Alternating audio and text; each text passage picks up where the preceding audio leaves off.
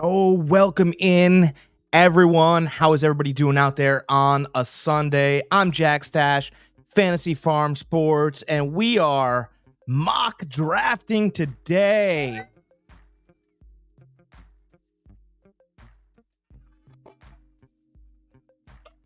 Super pumped, super excited. Mock draft season. The reason why we do this is because something in our drafts will surprise us.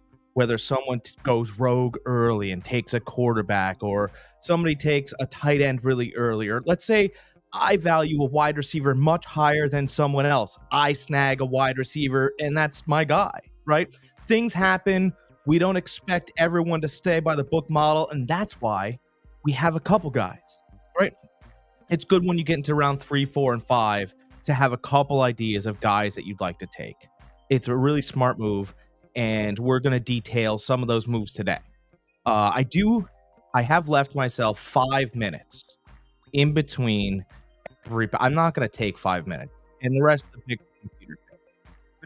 But it'll be a nice exercise for us when we can talk through some of the picks together, and then we can work on some guys we really like and some guys that we'd rather pass on. I have our board right here, and if you guys can bring that full screen like I have on your own computers, we can work together with some of this. Guys, how are we going to keep track of which guys to pick up on our waiver wire and who to bench and who's injured, all these things throughout the season? It's very simple. You're going to go down and you're going to subscribe to our YouTube channel, which is right on the screen now, Fantasy Farm _sports on the YouTube network. And that's how we're going to build. We're going to grow. We're going to do all this together, right? You guys can message me. I'll answer your questions happily. We'll build this network together, and we don't have to worry about the other ones, right? Because those guys are doing things for them, and we're doing things for us. That's how we're going to do it. By the way, we're going to win all of our leagues. Every single person that subscribes to this channel will win their league. They have to, because we're working together and we're building a fantasy community. I don't only cover fantasy sports. I'll cover Division II college. I'll even do some high school stuff. We'll do some interviews with players. It'll be fun, right? But you got to subscribe. Otherwise, you don't get the content, right? And that's very important, because if you don't have the content, then you can't see what's going on. On to our other portion here. We have Gridiron helmets, right? Gridiron helmets makes fantastic looking helmets, right? There is a great example, the one that they made for Fantasy Farm Sports. As we shift over, there's a beautiful mustache right in the middle, and then you move to the other side. Switch this helmet right back around so you guys get a real nice look on it on the camera. And what they have done for us at Fantasy Farm Sports is set up a QR code on gridironhelmets.com. What you're going to do is you're going to want to go over there, type in Fantasy Farm Sports, and you get 20% off your order at Gridiron Helmets. How great is that? Right? So you got an opportunity to buy this helmet. You could buy a Fantasy Farm Sports helmet, and if you like some of their other stuff, add it to your order. Guys, they got really fun. They have Division II stuff you've never seen. They have pro helmets that never made it necessarily to the pro team, but they have mock-ups of them. They got a lot of cool emblems that you've never seen, and you could build it and use it as your trophy. And let's say you didn't want to use something. Let's say you came with your own design like we did, right? They'll help you work out the details. And when you work on something together, that's what's most important to me. When you work on details and the finished product together, it feels like a family, right? You guys worked together and you built a good product, and they do that over at Gridiron. So super proud to be working with them. Again, one more time, Fantasy Farm Sports at gridiron.com. Type in that QR code and you get 20% off your purchase. You can't beat it. You really can't. It's a great deal. They are a great brand. And real quick, just in case you guys were wondering how great of a brand they are, they actually did some of the helmets for Super Bowl 55. How about that? So you're be able to purchase a helmet off a company that did some of the helmets for Super Bowl 55. I think it's wild. I think it's wild that that they're working with this. It's pretty cool stuff, and we're super excited. Hey, what's up to our one viewer out there? And I appreciate your subscription. It's really important to us, and we are mock drafting today. Just in case you are wondering, the ultimate fantasy football experience rolls on, and we're gonna have a great mock draft here. I'm really excited. I hope you guys are really excited. I'm gonna move right back over to the screen so that we can get this all set up and you guys can see that full screen. Now, here's what I've done. Okay, I've offered myself 5 minutes to be able to kind of look at this, and because I don't want to be rushed through it. ESPN kind of rushes you through it. I use the sleeper app for all of this. I picked position 2. And the reason I picked position 2 is because that's where I am in my draft. I don't mind my league mates seeing who I'm going to take because I'll have many options just as you will. So when your league mates see what you have to see what you take on here, you go, hey, listen, I don't mind offering you some information, right? Because leagues are not won or lost on draft night. That's where the fun starts. But speaking of start, let's click on and start this mock draft. Action cannot be undone. Let's not undo it, right? All right, team 1. Team 1 has already chosen. CeeDee Lamb is off the block. Okay, and although CeeDee Lamb hasn't reported to Cowboys camp yet, I think he will. And it's a good pick in any draft. But there is a bit of caution here, right? Because if CeeDee Lamb decides to stay out, then what happens? I mean, you got a real problem because after he doesn't report, then you're dealing with, was it week 2? Is it week 3? Some things happen that way. If you guys have watched any of the prior videos on here, I talked about the guy that I like the most. And I know that we love Christian McCaffrey, but he's 28 and he's starting to get injured a little bit. I think Kyle Shanahan has to pull back on his carries.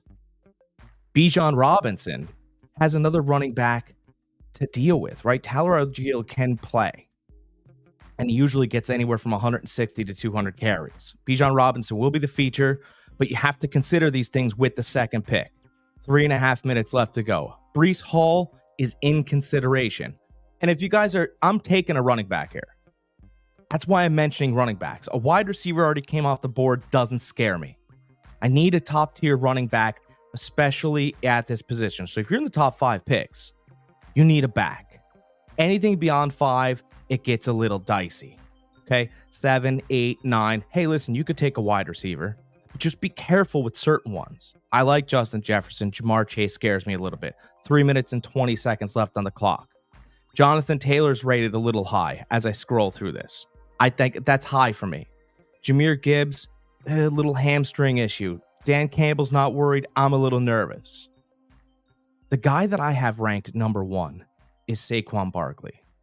And I understand the woes and what he's done to people in the past. I get it. I know what Saquon Barkley's done to us. But he's going from the 28th ranked offensive line in New York, where, by the way, still gave you 1,100 yards and 10 touchdowns. I have no clue.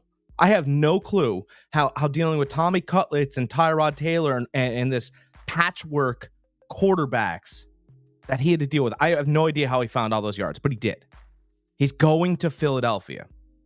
And there was a general manager. I just want to state this before I make the pick. There was a general manager who stated a couple weeks ago, and the news got buried, and he was anonymous.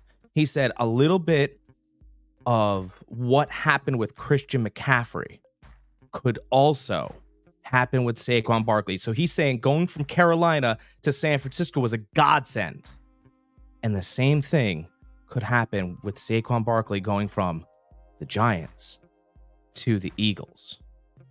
Oh, and by the way, they're in the same division, and you know he's going to get up for those games. So my second pick, I'm taking Saquon Barkley. Saquon on the board at number 2. Christian McCaffrey goes 3. Hill, Jefferson, St. Brown. See, these wide receivers are starting to come off the board. I got to wait forever. It's okay. Jameer Gibbs, if you could see that. ATN on the back end in the second round. Back to me. Now, let's talk about some running backs that have stayed around. You got Devon Achane. You've got Josh Jacobs. You got Isaiah Pacheco. I know a lot of people like Isaiah Pacheco. There's nothing wrong with him. I don't love him, but he's a great player. You know, Rashad White, Joe Mixon, Kenneth Walker. I'm just to talk about a couple running backs. Now, I'm not saying I'm taking one. Okay. Let's look over in wide receiverville. Okay, you got Brandon Ayuk and Deebo Samuel. Enjoy guessing which one's going to come out of that situation.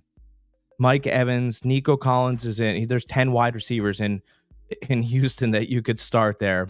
Stephon Diggs a little bit further down. DJ Moore. Malik Neighbors still looking for a quarterback. DK Metcalf, stuff like that. I still think, to me, the value here is still at running back. And I don't love going back to back. But it's going to be really hard for me to ignore what James Cook is going to look like this year.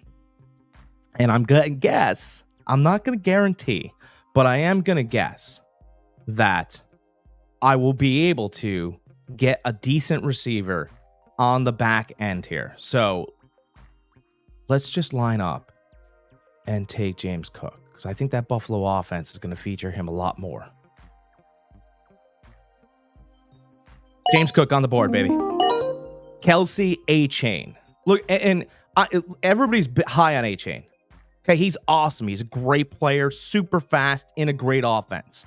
My problem with Achane is that you don't know when to start him.